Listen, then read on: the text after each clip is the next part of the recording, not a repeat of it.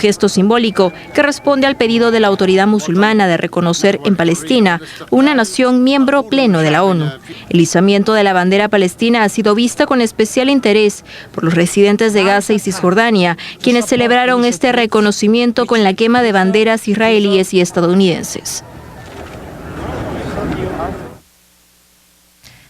Los acuerdos de Oslo, firmados en 1993, generaron una gran expectativa por encontrar una solución al conflicto en esa zona, en el Medio Oriente, entre Palestina e Israel. Es más, fueron premiados con el Premio Nobel de la Paz los dos firmantes, Yasser Arafat y Yitzhak Rabin. Ahora ya Palestina cree que no tienen sentido, los líderes palestinos Mahmoud Abbas, estos tratados, porque no han llevado finalmente a la idea de un proyecto de construir dos estados, ¿no? Claro, esa era la idea.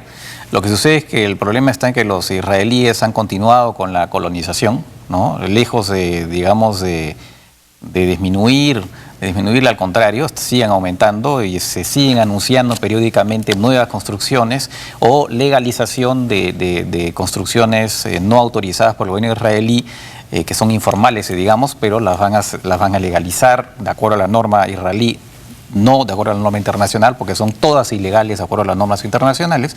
Entonces, claro, y además Abbas está furioso porque finalmente ahora en estos discursos que han habido en Naciones Unidas, prácticamente nadie se ha referido al problema palestino, como que si no existiera, ¿no?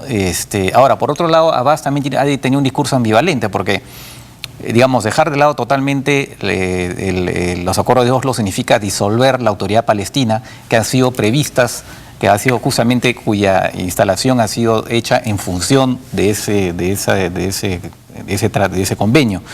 Y por otro lado, el convenio también prevé, digamos, coordinaciones de seguridad entre la autoridad palestina e Israel. Abbas no ha dicho qué va a pasar exactamente ahora, no ha dicho que va a disolver, como en algún momento se pensó, disolver la autoridad palestina y que iba a dejar todos los acuerdos con Israel en suspenso. Entonces, en realidad es un llamado de atención. Eso tiene que ser leído de esa manera, que es una manera de decir, bueno, pero a ver, nadie ha hablado de Palestina en esta asamblea, y efectivamente el tema de Israel está, pues, continúan las colonizaciones, además los incidentes se multiplican, como por ejemplo en Jerusalén, alrededor de la mezquita. Entonces, en realidad es un llamado de atención. Vamos a ver qué pasa ahora, ¿no? ¿Cuál es el siguiente paso, ¿no? Ahora, la autoridad palestina también está bastante debilitada, ¿no? ¿Cuál es el control? Sobre Gaza no tiene ningún control, ahí está Hamás.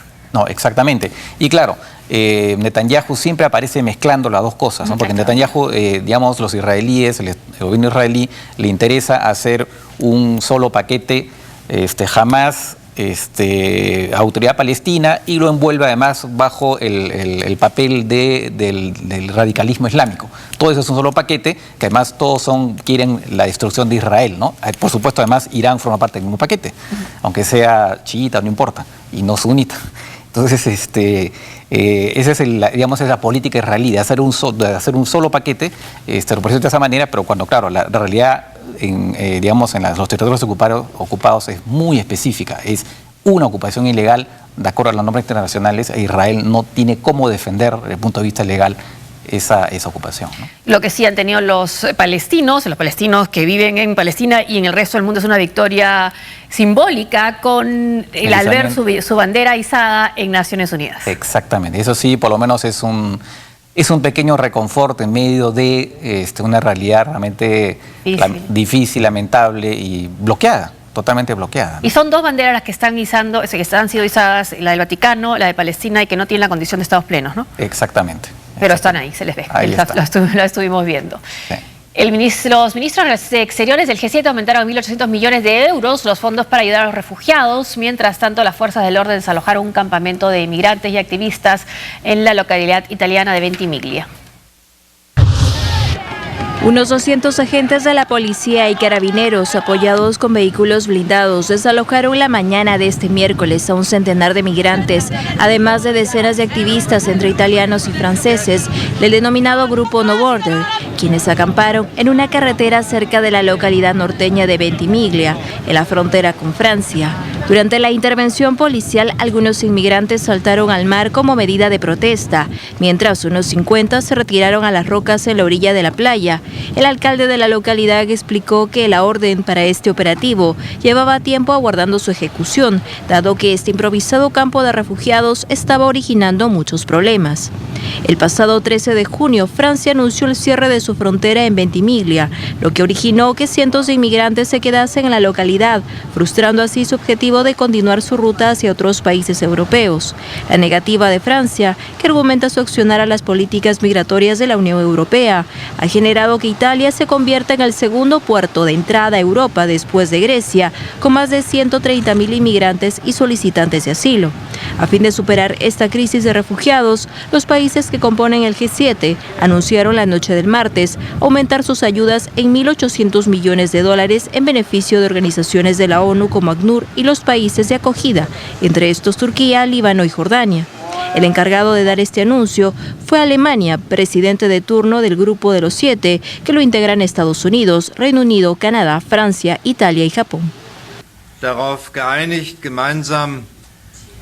Nos pusimos de acuerdo para asignar $1,8 millones a las organizaciones internacionales de ayuda de Naciones Unidas, particular ACNUR, y el Programa Mundial de Alimentos. Solo Alemania aportará 100 millones de euros, y con este dinero no solo apoyamos a las organizaciones, sino también a las naciones anfitrionas y países receptores que han escogido migrantes.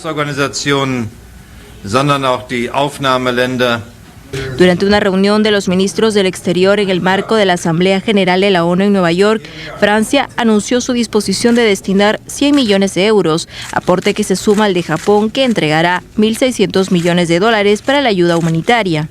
Mientras tanto, en Bulgaria, el gobierno extraditó a Svetan Stevenapov, de 32 años, por su relación con la muerte de 71 refugiados sirios que fueron hallados al interior de un camión frigorífico en una carretera de Austria en agosto pasado.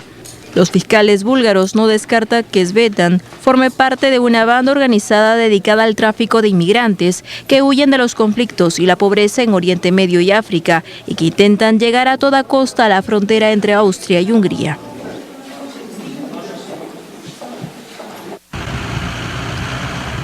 Bueno, y llama la atención este desembolso, ¿por qué no se pudo haber dado antes, ¿no?, para refugiados en países vecinos a Siria? Claro, justamente está viendo que Antonio Guterres, que es el alto comisionado de Naciones Unidas para los refugiados, decía que le llamaba la atención ahora en estas reuniones de Naciones Unidas, que ahora todos los líderes le tocaban la puerta, querían hablar con él, preocupadísimos con lo que está pasando y dispuestos ahora sí a dar dinero. Bueno, han estado dando dinero, pero no en cantidad suficiente, no es que tampoco no hayan dado nada. Claro. Han estado, pero digamos, obviamente con 4 millones de refugiados en los países vecinos es muchísimo y el dinero no alcanzaba. Y estaba él reclamando que eran más. Pero ahora, con la crisis de los refugiados en Europa, porque ahora se están yendo a Europa, entonces los países europeos, las grandes potencias, se preocupan y mejor que se queden en los países vecinos y por lo tanto llegan estas promesas de dinero, mucho dinero. Japón incluso, que no ha querido recibir a nadie, también ha dicho vamos a dar una fuerte, más de 1.000 millones me parece, de dinero. Entonces, claro, hay ese contraste, ¿no? Ese contraste entre la situación anterior y lo que está pasando ahora, que bueno, que bienvenido en todo caso, más allá de las motivaciones, ¿no?